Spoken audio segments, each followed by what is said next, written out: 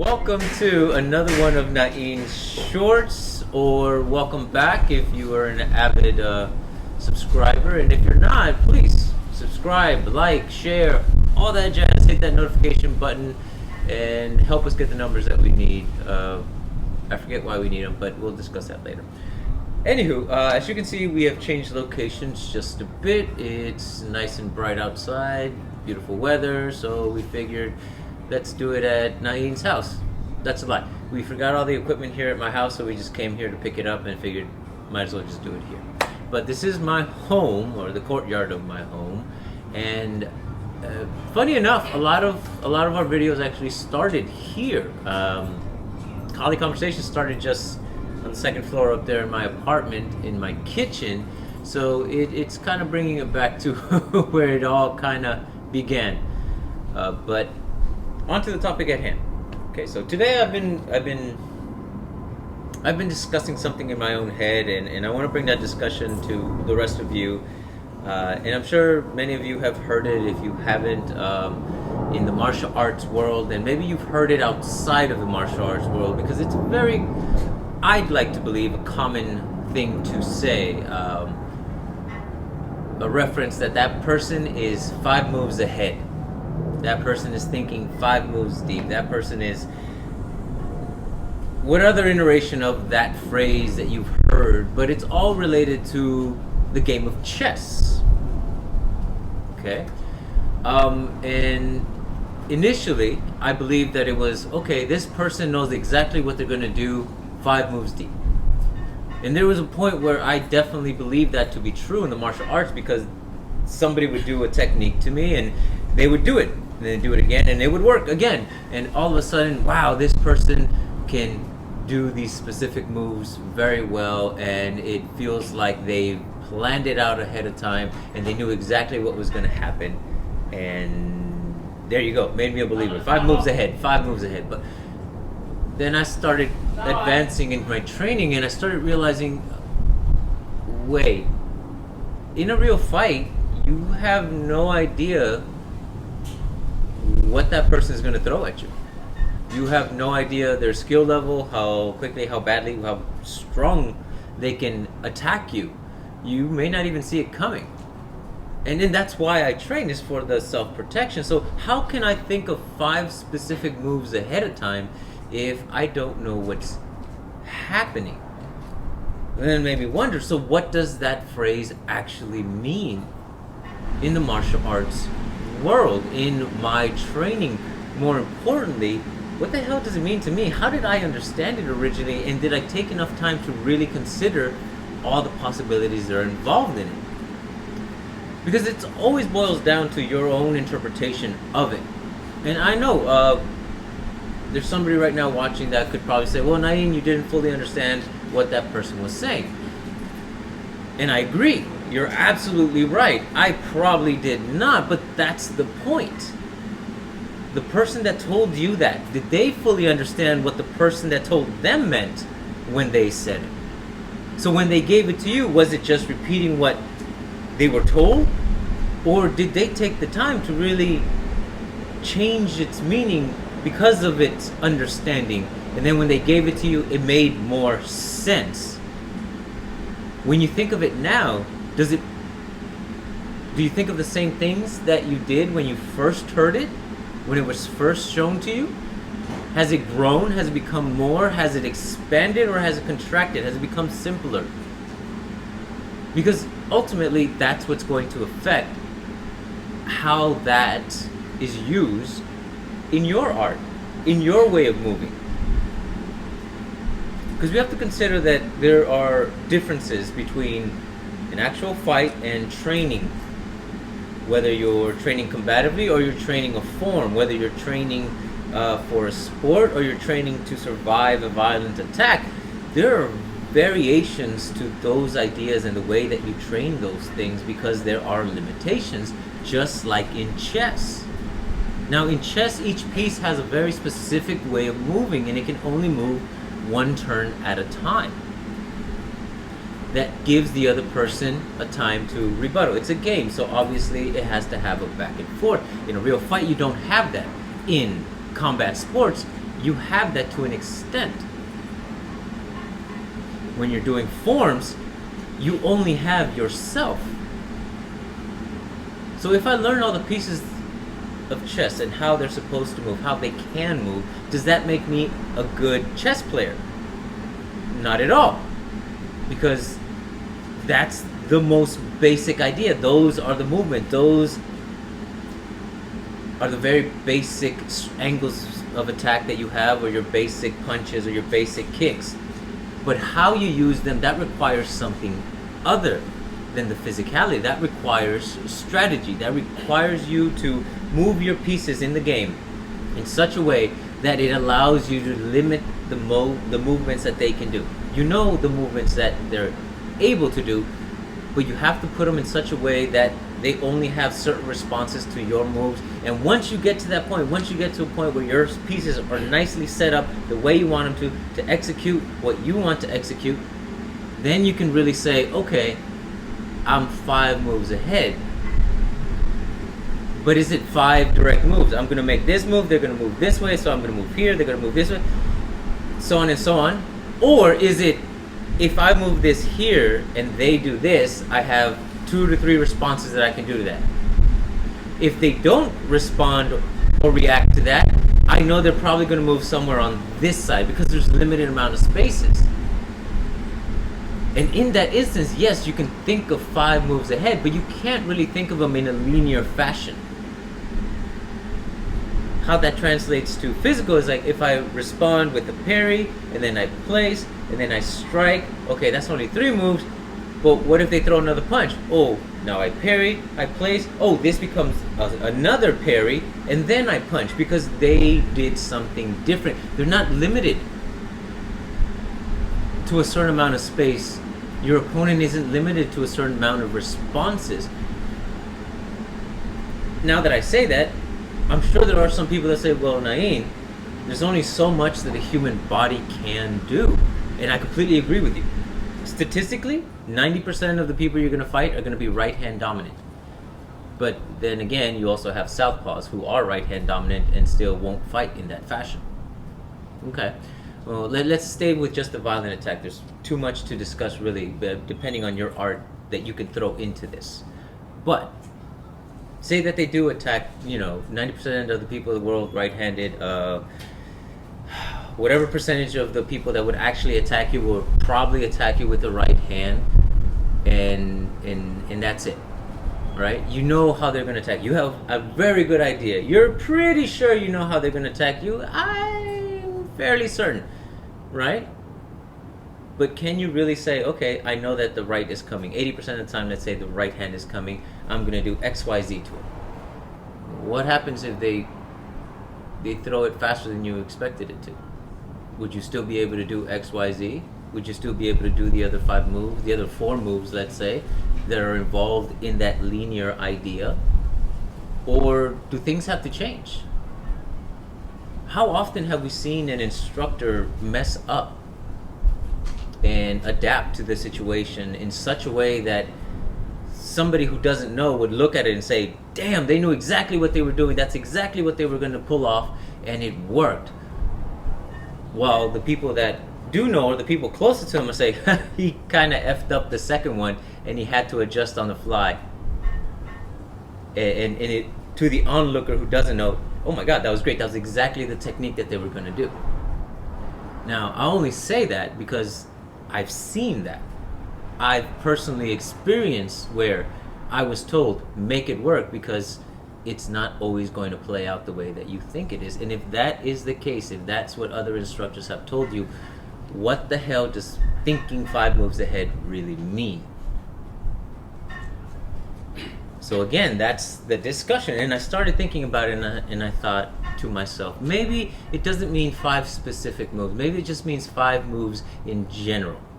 In other words, maybe the whole 5 thing is just a basic number to kind of give you a sense that you have to keep going. You have to complete the movements that you're learning. You have to learn the sequence of events, whether it's a drill, whether it's a kata, whether it's a pinyon, whether it's just transitioning from one basic attack to the other, but to continuously keep going until the threat is neutralized, until you achieve the goal.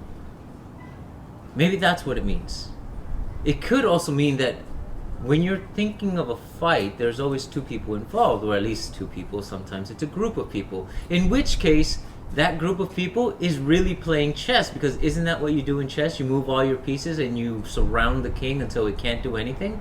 So when you get attacked by 5 people at a time and it's just you, you're the king. Because they have the greater position on you. And that's not really a place you want to be, but it is something to consider when it comes to self-protection training. But in chess, when the king is surrounded and can't go anywhere, it's laid down. The game is over. In real life, you're going to fight tooth and nail, because it can go incredibly wrong at that point for yourself.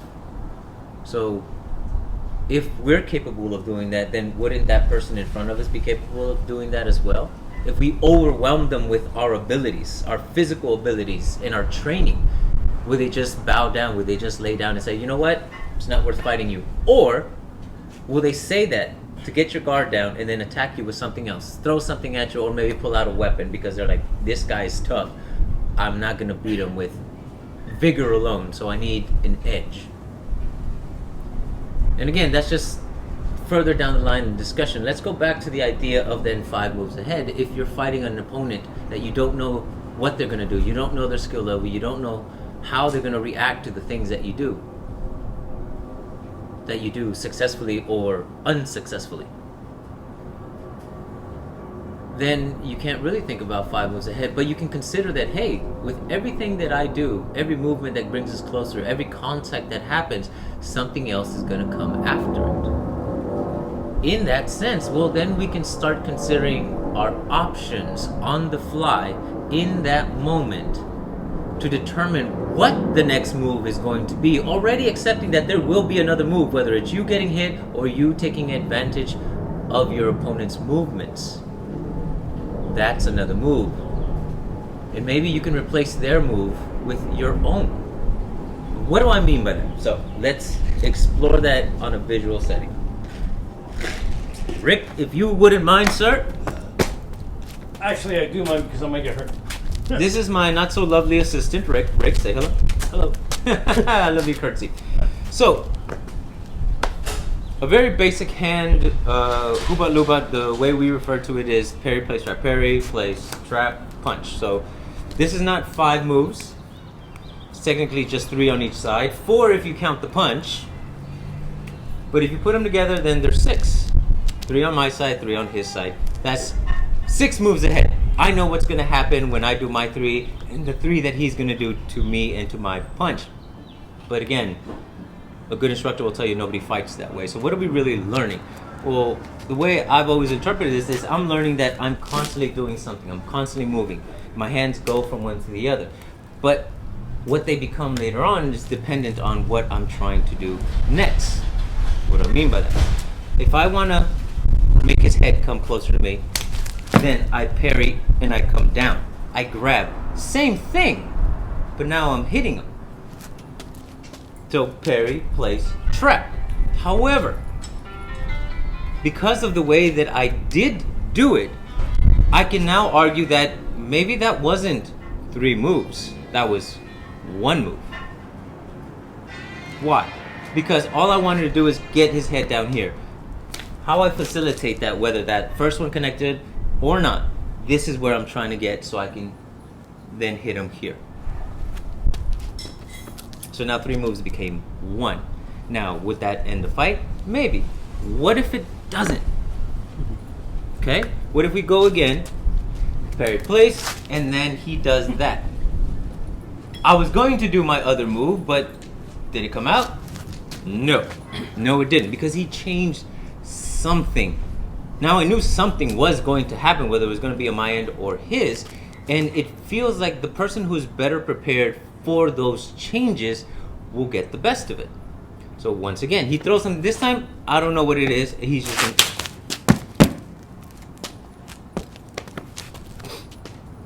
to left, right, Did it really matter? No, I just knew I didn't want to get hit. And my move became parry, and I placed. His body momentum kept going that way. So I stepped in further, and my next punch was going to be to the back of his head. Because, well, that's what was available. Now, did we plan that out? No.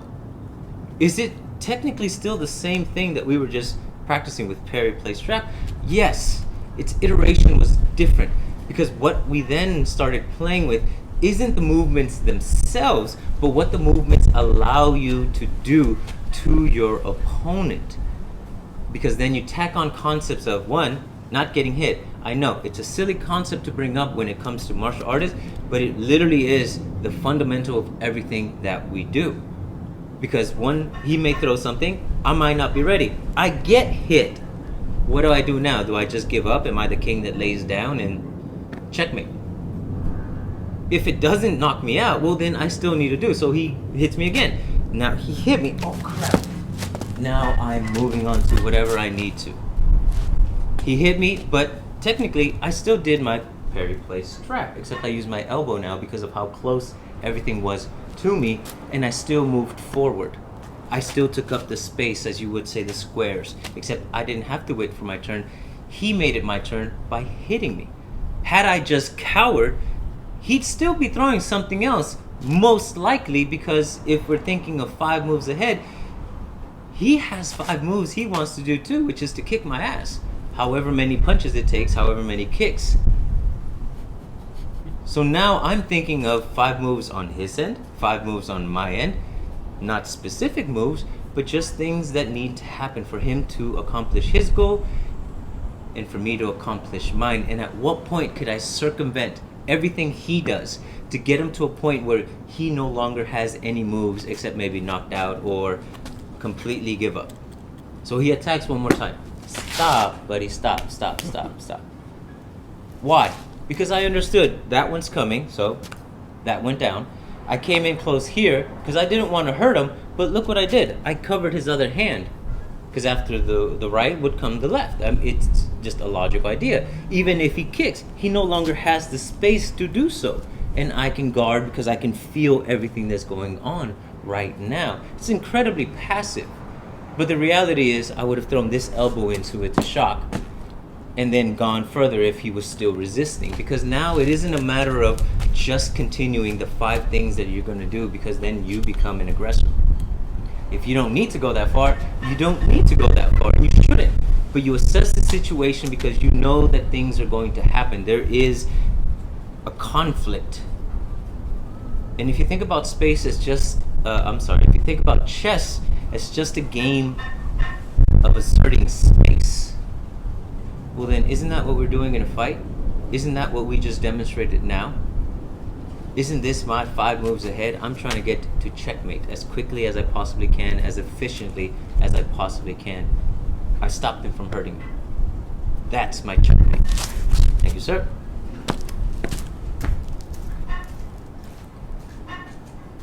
So, what happened?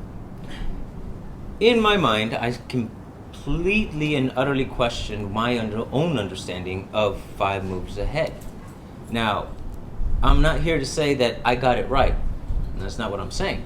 Everyone's going to interpret it their own way. The only thing that I'm asking or hoping is that you take it beyond the information that was given to you, because it has to make sense to me. It never really sat well with me personally when I was told that, because I was told, yeah, I think 5 moves ahead. I was shown 5 moves ahead.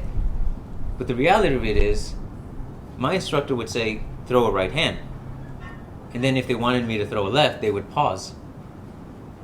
And then say, throw a left hand. So then, of course, the technique is going to work. Of course, that move is going to happen. And because we didn't discuss the nuances that would have to require, like me dropping his hand to expose his head,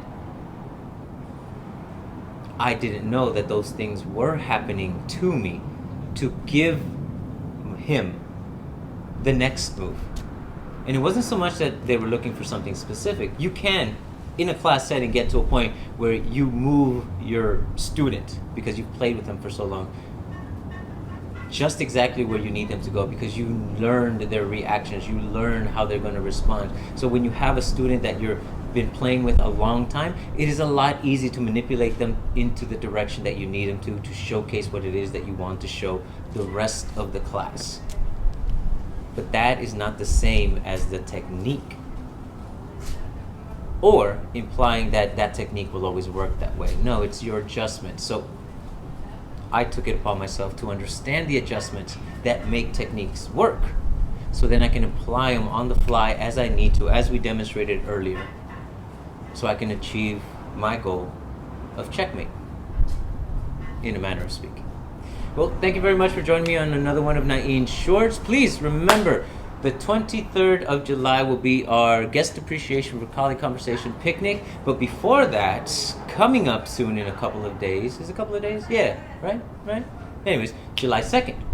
It's going to be Danny's birthday, our Kuya, the creator of the Bladed Mind. He's getting older. Rick says it differently, but they're brothers, so he's allowed to. But we are taking a bit of his time on his birthday to premiere our movie. Is it A Good Fight or The Good Fight? A Good Fight, that's right. Because Rick and I apparently are actors. You can look our name up on the internet as actors. Who knew? But it'll be a great time either way, either of the events. If you can make them, please do so. Otherwise, like, subscribe, donate, help us out, continue the content. And as usual, 3, 2, 1, cut!